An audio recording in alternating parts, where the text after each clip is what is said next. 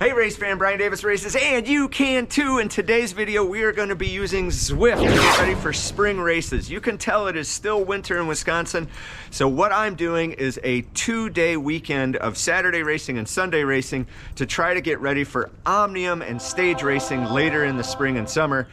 And one of the things I'm doing is trying to move from a B racer to an A racer. In order to do that, I'm focusing on exactly one key tip: to move myself up to an A racer, because I want to build confidence that I can hang with the best when I get into spring racing. I want to mention one more thing. I choose to skip the skippable video ads on YouTube in order for you to have a better viewing experience. In exchange for that, just smash the like button or subscribe to the channel.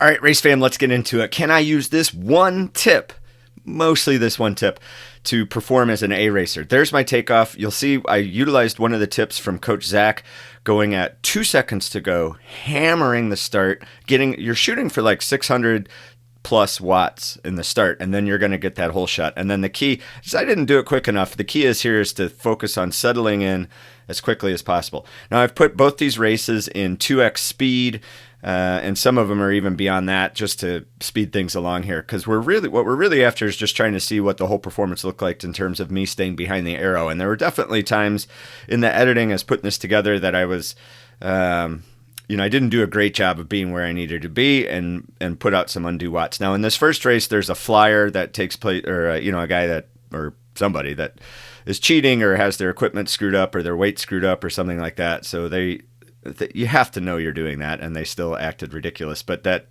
kind of threw a wrench in at least the beginning of this race, so it ended up being much harder than I was hoping it would be. So you could see some of those rollers. You see that roller coming. In Zwift, people are going to attack in the rollers. Here's an example when I went way too far up to the front. There's that flyer. That's his first takeoff, and then everybody tries to catch him, which puts us all under the rivet. Here's another thing. If you see my watt spike, 477 watts going through that turn, just trying to spike those watts so you maintain or even gain position in those turns. It can be a sneaky way to grab some spots. So there I go, 498 watts. I was a little tailing off the back, and it was a turn, and then I jumped up to first. Too far, right? So that's the balancing act. Unlike real racing, where you're getting that feedback immediately, obviously. But here in Zwift land, there's just a lag to you putting out power and how that translates to the game, right? Okay, so here's just a long section. You can see the comments over on the right where the other racers are talking about how this person is cheating or clearly not playing correctly. So it's that person in the orange kit. He got disqualified from Zwift Power, so it is what it is. I'll put the Zwift Power results at the end of this video for both of them. But the big point here is clearly I'm a B racer. My Zwift Power profile says I'm a B racer. When I do a B race, I do pretty well, somewhere near the top of the podium. When I do an A race, not always as well. It depends a lot on the size of the race and the amount of people racing.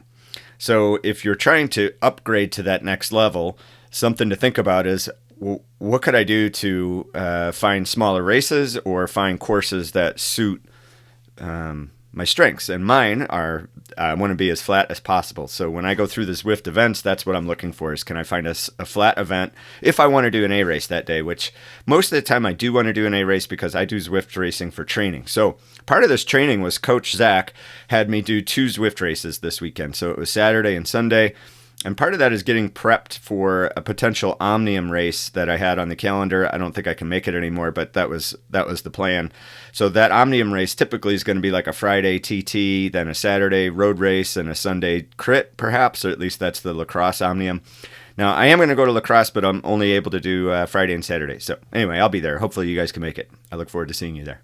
All right, so you're careful watching these splits, but as soon as you get up to the group, you're backing off the power. You're trying to get behind that arrow. Always, always, always focused on being behind this arrow. And you can see where this is the game I'm trying to play, is can I tuck in with these guys while somebody else closes this gap? And most of the time you can.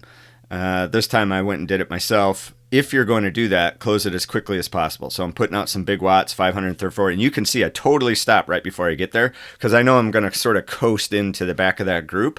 There's no reason to go blasting ahead. And I think that's the number one mistake I made when I was racing Zwift in previous years is I just couldn't figure out that lag effect. And I think I've gotten better at that. And I also think the algorithm has definitely changed.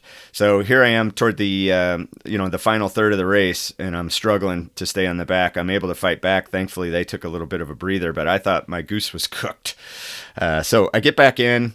They decide, I think we let that person go off the front at this point, or at least that was the discussion. Here we're going into the final lap. I do not get a power up. So that plays in my head a little bit as how I can approach this finish. And again, I'm trying to just stay in the back of this group. You can see I'm not always doing a great job of that. Trying to stay in the back of this group. That's the number one tip to being able to upgrade to racing as an A, racing as a B, racing as a C. If you're one category lower than that, you really want to be behind everybody else. Here, even again there, I'm a little too far up. So the algorithm's going to favor that positioning.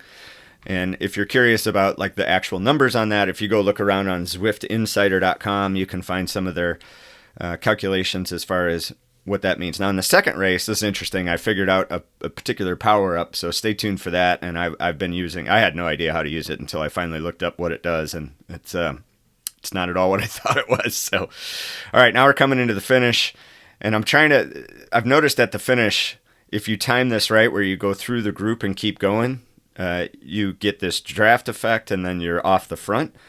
I thought I was trying to accomplish that, but I went too early, and then I'm like, okay, I got to settle back in. But this, just to be clear, like there is one rider off the front here, I believe, maybe even two riders off the front. I don't know if that cheater was one of them, but I should have been going before this hill, and that's a long sprint in London because when this pavement changes, you still have a long way to go to get to that finish line. But I'm doing the best I can, trying to sprint, and I know other people are going to be fading. I'm trying to catch them. This person deploys their arrow, I think, way too late. I don't know why they did it that late, but I think, in their head, they're trying to time this sprint correctly for them, which is probably correct to use that power up. But you got to play the race too, and all the riders are up the road. So again, for an A race, man, it's tough. It's tough for me to do A races, but it stretches my capabilities. So I'm glad I do it. And then when I'm done, I feel like I'm literally going to die. So you can see like I convulse when I'm done. They're so hard and they pull so much out of me. I ended up, I think it was 11th in this race, not 39th. They timed everybody in the other categories as well, even though we did a lap longer or something. I don't forget what it is. But anyway, on Zwift Power, I was 11th. All right. Now we're going to switch gears. That was Sunday's race, and now we're going to switch gears to, that was Saturday's race, and now we're going to switch gears to Sunday's race. This is Crit City. Again, 2 seconds to go. I'm hammering. Boom, got the hole shot. Now, quick, try to settle in as fast as possible. This is so much of a shorter race that everything changes. Everybody's going to be going so much harder in this race, and the undulations of Crit City are particularly challenging because it's basically just doing like little mini sprints to get over those rollers. And then we were running this one in reverse, so we're going down the cobbles instead of up the cobbles. That's important later for the power up. All right, so we're setting records all over the place for running these laps. And my goal here is to just stay on the back. The other part of upgrading a level is understanding that you're trying to upgrade yourself. So you're already performing at a high level for yourself. So don't try to do anything outside of that in the race itself. And what I mean by that is if you see somebody going off the front, don't even think about it. You got to stay with the group because you're already you're going to max out. There's moments of not this race, but the previous race where it was like so easy. It was almost disturbing. Like, did I join the wrong race? What's going on? Why is it so slow? That feeling does not last for very long. Don't worry, it'll change. All right, so the power-up I want to talk about real quick is that steamroller. You saw in that last clip going down the cobbles to steamroller. The reason those folks are using the steamroller on the downhill is because the steamroller, here I am misusing it completely. All it does is, I got it right this time. All it does is lower your drag coefficient on surface. So if you are on a road bike and you're running over gravel or cobbles, that's when you want to use the steamroller. That's all it does. So it reduces the rolling resistance, gives you a little bit more watts, like 13 more watts for that section. As soon as you're back on regular pavement, it does no good. I got like the worst power-ups in this. I got the Ghost twice, a steamroller twice that I didn't know how to use once. I got lucky on the second time. All right, so rollers, again, trying to stay in this back group. You see these two riders off the front. There's no way I'm going to close that gap. I am not that guy. I'm just going to let other people fill in around me and bring that together. I am absolutely at my limit. 160 beats per minute for me is totally maxed out. All right, so same thing here. I'm trying to time this finish where I can go through the group and maybe sprint, but I'm also just wrecked. My legs are wrecked. There's no chance that I'm going to win this race. I'm just trying to hang on for dear life. Because this is a lapped course, you figure out where the start finish is, and you can try to figure out your sprint.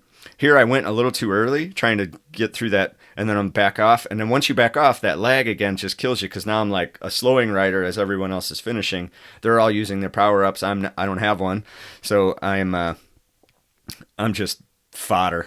I'm toast. All right, everybody. Thanks for watching. You can see me almost die here in the clip. Thanks for watching. I really appreciate it. Please like, subscribe, comment on this video. Just a quick hitter today showing you how you can upgrade in a Zwift race. All right. Thanks for watching. See ya.